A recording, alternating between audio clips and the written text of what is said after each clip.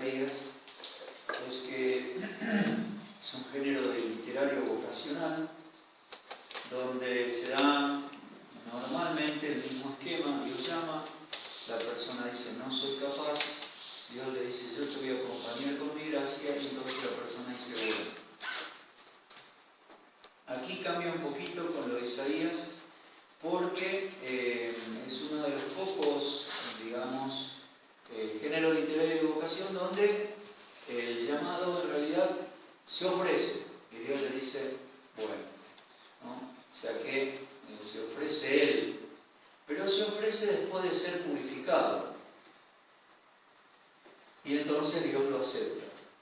Lo del ángel, ¿cierto?, que va con las brasas y le toca los labios, indica un poco la purificación que hace Dios con Isaías, y después entonces Él dice, bueno, mándame a mí, después de estar purificado. En el caso de Pedro es parecido, porque, claro, era un experto pescador, así que imagínense, tuvo que tener bastante humildad para decir, después de pasar toda la noche y no pescar nada, Jesús le dice, tirá por acá que va a pescar. Le mojó la oreja, ¿no? Y bueno, pero Pedro con humildad tira y ocurre el milagro, y a partir de ahí, ven, Pedro siente también como una especie de purificación, se arroja a los pies de Jesús y le dice, apártate de mí porque yo soy un pecador. Y Jesús le dice, desde ahora en más serás pescador de hombres. La misión, la vocación. Pensaba que, pensando en un esquema del cardenal Martini, y algunas otras cosas que yo le agregué también, ¿no es cierto?, desarrollar brevemente a la luz de este texto la mistagogia que Jesús hace con Pedro para hacerlo crecer. Eso es, hoy se habla mucho de eso, y es así como la pedagogía es un camino progresivo de aprendizaje en lo humano, ¿no es cierto? La mistagogia sería un aprendizaje también progresivo de las leyes del encuentro con el misterio de Dios, o aprender a darse cuenta cómo Dios nos está haciendo crecer, ¿cierto? Porque Él va llevando con cada uno de nosotros toda eso, como una especie de pedagogía de la fe que se llama mistagogia, porque es crecimiento en el encuentro con el misterio de Dios. Aquí Pedro tiene un encuentro, digamos así, gozoso con el Mesías. Imagínense un milagro de este tipo. Evidentemente Pedro tiene la sensación de que se encuentra con el Hijo de Dios. Por eso se tira a sus pies, ¿no es cierto? Podríamos decir es un encuentro gozoso, fuerte, lindo con el Hijo de Dios. Bueno, Dios suele comenzar así con nosotros, ¿no es cierto? Un encuentro fuerte, donde se lo siente como Dios, ¿no es cierto? Es como la luna de miel, ¿no? Después se va la miel y queda la luna. No es tanto así. Dios va usando los elementos de acuerdo a cada uno, cómo lo hace crecer. Pero así suele comenzar nuestro encuentro con Dios, igual que Pedro. Pero después Jesús lo va a iluminar a Pedro por un lado y lo va a seguir haciendo crecer. Por ejemplo, cuando Jesús pregunta quién soy o quién dice la gente que soy, lo sabemos, ¿no es cierto? Nos acordamos. El que la pega es Pedro. Dice, vos sos el Hijo de Dios, el Mesías. Y Jesús le dice, esto no te lo reveló la carne y la sangre, es decir, esto no es tuyo, te lo dio el Espíritu Santo. Y Pedro, imagínense ahí cómo se habrá sentido contento, ¿no es cierto?, hinchado ante los demás, porque la pegó un poco más que los demás, se habrá sentido, pero enseguida mete la pata, ¿no? Enseguida, porque Jesús enseguida les anuncia la pasión, ¿no es cierto?, que va a tener que sufrir mucho, que, bueno, va a ser crucificado, pero al tercer día va a resucitar, y Pedro se ubica como un perfecto amigo y con una perfecta lógica humana. Lo quiere salvar. Es el amigo, ¿no? No, esto no te va a pasar a vos, nosotros te vamos a defender, quédate tranquilo, vamos a estar al lado tuyo. Y Jesús le responde: apártate de mí, Satanás, porque tus pensamientos no son los del mundo. Imagínense, Pedro habrá pensado: ¿qué bicho le picó a este? Yo lo quiero defender, lo quiero salvar, y me dice: apártate de mí, Satanás. ¿Ven? No entiende. Bueno, a esa altura Pedro no entendía la cruz. Era lo que tenía que incorporar, pero no lo podía incorporar, igual que nosotros, ¿no es cierto? Por allí se nos cruza la cruz, y como viene, como decíamos, ¿no es cierto?, como palo en la rueda, viene como, suele venir como injusticia, suele venir como eso, suele venir como injusticia, suele venir como enfermedad, suele venir como humillación injusta, etc. Eso nos despista mucho, ¿no es cierto? Porque no conocemos, digamos, o igual que Pedro, no entendemos el misterio de la cruz, y además es más o menos razonable no entenderlo en el momento. Lo que vamos aprendiendo con el tiempo es que cuando hay una cruz hay que esperar y rezar. Eso seguro que es un punto seguro. Porque en el momento de dolor en que no se puede entender mucho lo que pasa desde Dios, hay que esperar y rezar, ¿no es cierto? Ahora me llama la atención, por ejemplo, todos ustedes no la conocen, están acá, no la conocen, son dos vírgenes consagradas, justo las más antiguas, son jóvenes, ¿no? Que son las más antiguas de consagración. Tuvieron una cruz bastante importante, al punto de desquiciarla, digamos, una prueba muy dura. Y yo decía: es probable que en Santo Tomé haya muchos frutos en el grupo de las vírgenes, porque justo las dos primeras, ¿no es cierto?, una cruz bastante importante. Entonces ven, también en medio de la cruz y de la oscuridad hay que esperar la luz de la resurrección. Y hay que esperar que va a haber frutos. Pero Pedro, a esta altura de su itinerario espiritual, no lo podía comprender. Así de simple. Por eso no entiende el planteo de Jesús. Y claro, Jesús sabía que salvaba al mundo por la cruz o nada.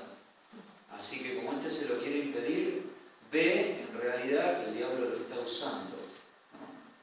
El diablo le está queriendo decir a través de Pedro: no es necesaria la cruz. Y Jesús sabía muy bien que era necesario, ¿eh?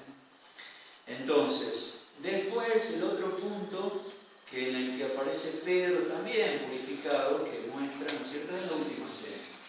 Cuando Jesús dice: bueno, ya llega mi hora, me van a venir a buscar. Y Pedro le dice: yo voy a dar mi vida por ti, ¿no es cierto? Y Jesús le dice lo que ya saben, ¿no es cierto? Que vas a dar mi vida por mí, tu vida por mí. Yo te aseguro de que antes que cante el gallo me habrás negado 3 veces. ¿Cuál es el problema de Pedro allí? Que además de que no entiende todavía la cruz, la va a entender mucho después con el Espíritu Santo. ¿Cuál es el desubique de Pedro ahí? Es que él quería salvar a Jesús y no se da cuenta que la cosa era al revés. Era Jesús que lo tenía que salvar a él, ¿no es cierto? Por eso, cuando después ocurre lo anunciado y Jesús lo mira, Pedro llora amargamente. Se da cuenta allí que bueno, que sí que era verdad, que era Jesús el que lo tenía que salvar a él y él no lo podía salvar a Jesús. Bueno, esto nos pasa mucho en la vida. Al principio tal vez sigue estando muchas veces ahí subliminal y de vez en cuando, ¿no es cierto?, Dios nos hace caer en la cuenta. Es decir, no somos nosotros los Mesías, no somos nosotros los salvadores. Por más estudio que tengamos, por más cargos que tengamos en la iglesia, además la salvación ya se hizo, ¿no? Elemental, Watson. La salvación está hecha. Pero Jesús es el Salvador y nosotros entonces siempre nos tenemos que ubicar como salvados. En todo caso, desde allí Dios nos usa. Y entonces Pedro llora amargamente, después viene en itinerario mitagógico, de crecimiento que Jesús hace con Pedro, se le aparece de resucitado, ¿no es cierto? Es un comentario muy lindo, no nos podemos entender ahora, ¿no es cierto? Pero dicen los comentaristas que Jesús preguntándole 3 veces lo mismo, me amas, me amas, me amas. Por empezar, los verbos cambian en griego, una philein que significa el amor de amistad, o sea, el amor de reciprocidad, y el otro es agapao, que significa el amor gratuito, el amor oblativo, donde uno se da. Y Jesús conjuga con Pedro el lenguaje del amor, ¿no es cierto? Y le dice, bueno, a ver, Pedro, la única que le dice, bueno, ¿sos capaz de amistad? Primero. Y segundo, ¿sos capaz de amor generoso, de un amor gratuito, de un amor oblativo?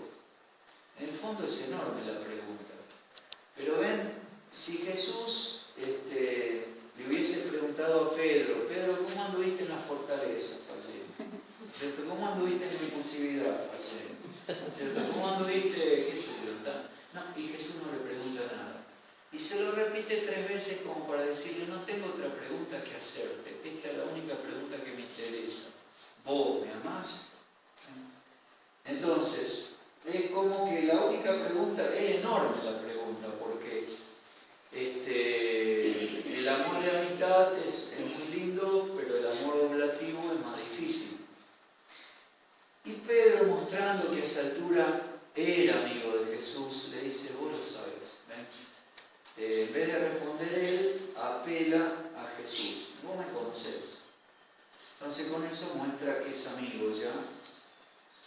Y entonces Jesús le dice, bueno, apacenta mis ovejas. Y después le hace un anuncio, ¿no es cierto? Cuando eras joven ibas a donde querías, cuando seas viejo te van a llevar a donde no quieran. Donde no quieras. Y le anunciaba la cruz ahí. Pedro no se dio cuenta, pero le anunciaba el tipo de muerte que iba a tener y que como a Jesús, como a él, lo iban a llevar a donde él no quería, ¿no?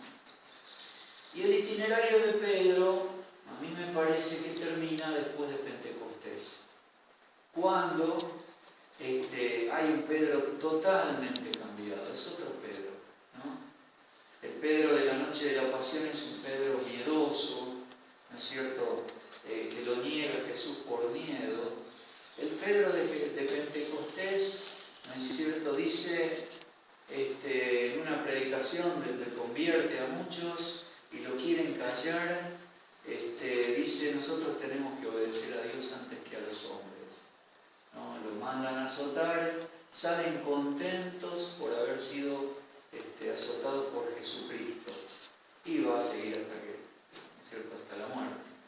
Pero es otro Pedro, es un Pedro lleno del Espíritu Santo, lleno de fortaleza, lleno de alegría, ya apoyado en Cristo absolutamente, porque se dio vaciado de sí mismo, descentrado, diría Francisco, ¿no es cierto?, y apoyado totalmente en Cristo, y así tiene realmente, hace lo mismo de Cristo prácticamente, ¿no es cierto? No tengo oro ni plata, pero lo que tengo te lo doy, levántate y anda, ¿no es cierto? Prácticamente hace lo mismo de Cristo, pero es un Pedro vaciado, lleno del Espíritu Santo, ¿ven?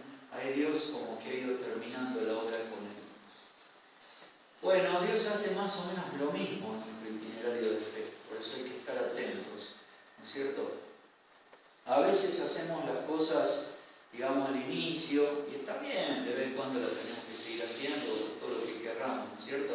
Ofrecerle sacrificios activos a Dios, pero en realidad, darle una limosna, ayudar a un pobre, iniciativa nuestra, digamos.